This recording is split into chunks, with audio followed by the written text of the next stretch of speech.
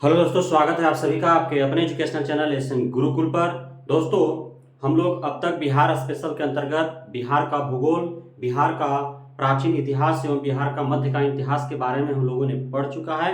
अब हम लोग जो है पढ़ेंगे आधुनिक बिहार का इतिहास, जिससे काफ़ी ज़्यादा प्रश्न पूछे जाते हैं। लगभग जो आपका इतिहास का सेक्शन है, जिसमें आपको बीपीएससी शिक्षक भर्ती परीक्षा में एक अलग से सेक्शन रखा गया है भारतीय राष्ट्रीय आंदोलन से, जिसमें आपको बिहार के संदर्भ में कि बिहार का क्या भूमिका रहा है, उससे आपको बहुत ज़्यादा प्रश्न पूछे जाएंगे। लगभग 10 नंबर के प्रश्न जो है यहीं से आपको पूछे जाएंगे। तो इसलिए यह चैप्टर जो है बहुत महत्वपूर्ण हो जाता है पढ़ने के लिए। तो आइए हम लोग शुरू करते हैं आधुनिक बिहार का इतिहास। दोस्तों, हमने आपको बताया है, जब आधुनिक भारत का इतिहास हम लोग पढ़ रहे थे उसमें कुछ चैप्टर्स हमने पढ़ाया है, उसमें हमने बखूबी बेहद ही जो है विस्तार पूर्वक आपको हमने बताया है किस प्रकार यूरोपियनों का भारत आगमन हुआ और ब्रिटिश का किस प्रकार आगमन हुआ, पुर्तगालियों का किस प्रकार आगमन हुआ, उसके साथ साथ डचों का कैसे आगमन हुआ, फ्रांसीसियों का कैसे आगमन हुआ। इन सारी बातों को हमने विस्तार पूर्वक चर्चा किया है। तो आइए यहाँ पे शॉर्ट में एक बार रिकॉल कर लेते हैं। दोस्तों, जिस प्रकार यहाँ पे आप देख रहे हैं एक चार्ट मैंने आपके लिए बनाया है कि पुर्तगाली जो है वो 1498 ईस्वी में वास्को डी गामा जो है भारत आता है। वह कहाँ आता है? केरल के कालीकट में 1498 ईस्वी में वह आता है। लेकिन पुर्तगालियों का पहला फैक्ट्री जो है वह 1503 ईस्वी में खुलता है, जब वास्को डी गामा दूसरा बार जब भारत आता है तब। और वह कहाँ खुलता है? तो केरल के कोचीन में खुलता है। उसके बाद जो है 1498 में पुर्तगाली आते हैं। उसके लगभग 96 साल बाद जो है 1596 में जो है लगभग 98 वर्ष बाद 1596 में डच आते हैं और उनका पहला कंपनी भारत के मसूलीपट्टनम जो आंध्र प्रदेश में है, यहाँ पे हमने आपके लिए सुविधा के लिए जो है मानचित्र भी बना दिया है। तो मसूलीपट्टनम जो आंध्र प्रदेश में है, वहां पे उन लोगों ने 1605 ईस्वी में अपना कारखाना लगाया था, है ना। वहीं केरल आप देख रहे हैं, केरल जो है इस साइड में है आपका। केरल कहाँ है? तो दक्षिण पश्चिम में है ना। और आंध्र प्रदेश कहाँ है? तो वह दक्षिण पूर्व में है। तो ये आपको ध्यान में रखना है। वहीं डच के बाद ब्रिटेन आते हैं 1600 ईस्वी में, है ना। और वे अपना पहला फैक्ट्री जो है सूरत में लगाते हैं। सूरत यहाँ पे देख रहे हैं गुजरात में है ना, अरब सागर के तट पर। तो सूरत में जो है 1608 ईस्वी में उनको जहांगीर के द्वारा जो है फैक्ट्री लगाने का अनुमति दिया जाता है, लेकिन किसी कारणवश जो है वह अनुमति रद्द कर दिया जाता है।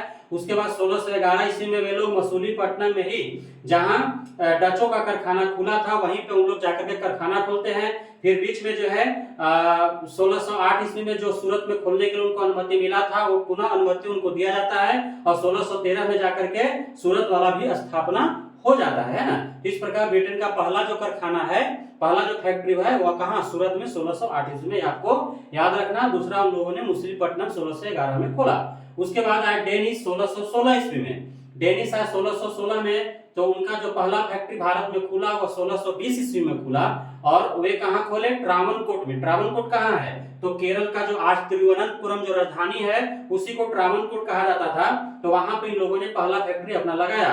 उसके बाद फ्रांसीसी आए 1664 ईस्वी में। उन लोगों ने 1668 ईस्वी में अपना फैक्ट्री लगाया। कहाँ लगाया? सूरत में लगाया, है ना। सूरत देख रहे हैं। इस प्रकार आप लोगों ने देखा कि केरल में जो है आपका पुर्तगालियों का और डेनिशों का जो है कंपनी है, सूरत में आपका ब्रिटेन का कंपनी है, फ्रांसीसियों का कंपनी है, मसूलीपट्टनम में डचों का भी कंपनी है और अंग्रेजों का भी कंपनी है।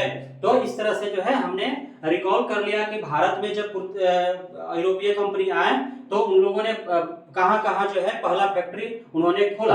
अब हम लोग जो है बिहार के संदर्भ में पढ़ रहे हैं, इसलिए बिहार में हम लोग जानेंगे कि बिहार में कहां पे किन यूरोपियनों का जो है पहला फैक्ट्री या गोदाम खुला।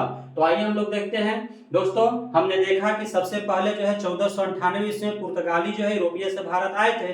तो बिहार में भी पहले पुर्तगाली ही आए, लेकिन उन लोगों ने बिहार में, प्रॉपर बिहार में जो है कहीं पे उन लोगों ने फैक्ट्री नहीं लगाया। जो है बंगाल के हुगली में उन लोगों का फैक्ट्री था। वहीं से जो है गंगा नदी के से जो है उन लोग नाव के सहारे आते थे पटना, और पटना के आसपास से जो है उन लोग व्यापार व्यवसाय करते थे। कैसे क्या चीज का व्यापार व्यवसाय करते थे? तो वे लोग जो है करते थे सोरा, मुख्य रूप से सोरा और सूती। सोरा के लिए जो है सोरा के लिए फेमस रहा है आपका, और सभी यूरोपियनों का जो है आकर्षण का केंद्र रहा है बिहार सोरा के लिए ही। हमने आपको जब बिहार का भूगोल पढ़ा रहा था, बिहार में खनिज संसाधन, तो उसमें हमने आपको बताया था कि जो आपका सारण है ना, जो आपका सिवान है, गोपालगंज है, उधर मुजफ्फरपुर है, वैशाली है, पूर्वी चंपारण, ये सब जो क्षेत्र है यहाँ पे सोरा का उत्पादन होता है ना। तो यहाँ पटना में आते थे और उसके बाद जो है वहां से सोरा वो ले जाते थे, और पुर्तगाली जो अपने साथ लाते क्या थे, तो उधर से मसाला ले आते थे, चीनी मिट्टी ले आते थे, और यहाँ से सोरा और सूती वस्त्र इन लोग ले जाते थे। उसके बाद डच जो है, डचों का 1632 ईस्वी में यहाँ पे पटना में फैक्ट्री लगा, और वह कहाँ लगा, तो आज जो वर्तमान में आप पटना कॉलेज देख रहे हैं, उसका जो प्रशासनिक भवन है उसी का एक खंड, यानी कि पटना कॉलेज के उत्तरी भाग में जो है यह स्थित था, है ना। 1632 ईस्वी में डचों का बिहार में जो है पटना में फाइनली इनका फैक्ट्री खुला, और ये लोग यहाँ से क्या व्यापार करते थे, तो चीनी, अफीम और सूती वस्त्र का व्यापार यहाँ से इन लोग करते थे। वहीं ब्रिटेन का जो है 1620 ईस्वी में ही से ही प्रयास इन लोग कर रहे थे कि यहाँ पटना में जो है फैक्ट्री लगाया जाए, लेकिन अंततः इन लोगों को 1651 ईस्वी में जाकर के सफलता प्राप्त होता है, और ये पटना के गुलजार बाग में इन लोग अस्थायी रूप से जो है अपना गोदाम जो है निर्मित कर लेते हैं। और ब्रिटेन जो है यहाँ से क्या क्या व्यापार करते हैं, तो सोरा, अफीम, सूती वस्त्र, नील इत्यादि का जो है व्यापार इन लोग करते हैं। उसके बाद जो है इन लोग अंग्रेजों द्वारा जो है 1786 ईस्वी में पटना में गोलघर की स्थापना की गई है ना। आज अन्न भंडार के रूप में एक अकाल आ गया था उस समय में, और उसी को लेकर के जो है अन्न भंडार के रूप में जो है ब्रिटिश ने यहाँ पे गोलघर की स्थापना की, जो आज भी आप देख सकते हैं।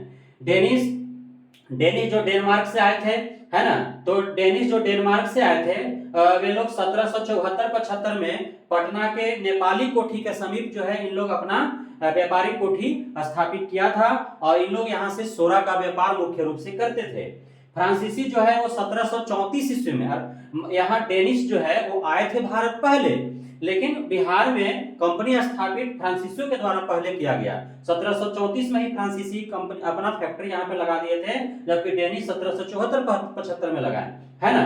तो फ्रांसीसियों द्वारा 1734 में लगाया गया, और यह कहाँ लगाया गया, तो पटना में ही लगाया गया, और ये लोग भी मुख्य रूप से जो है यहाँ से सोरा का व्यापार करते थे, है ना। डच जो है, डच कहाँ से आए थे, तो डच जो है आपका नीदरलैंड, हॉलैंड जो आप कहते हैं, वहां के निवासी को डच कहा जाता है। तो इस प्रकार हम लोगों ने जाना कि भारत में कौन सा यूरोपीय कंपनी कब आए, और भारत में उन्होंने पहला फैक्ट्री कब और कहां लगाए, और उसी में हम लोगों ने जाना कि बिहार में जो है यूरोपीय कंपनी कब आए, और कहां उन्होंने कब और कहां उन्होंने फैक्ट्री लगाया, और किन किन वस्तुओं का यहां से व्यापार किया। इस प्रकार जो है यूरोपीय कंपनी का बिहार में आगमन हो चुका है। अब हम लोग आगे के अध्याय में पढ़ेंगे कि किस प्रकार इनका जो है बिहार में विकास और विस्तार होता है। तो मिलते हैं अगले अध्याय में, तब तक के लिए धन्यवाद।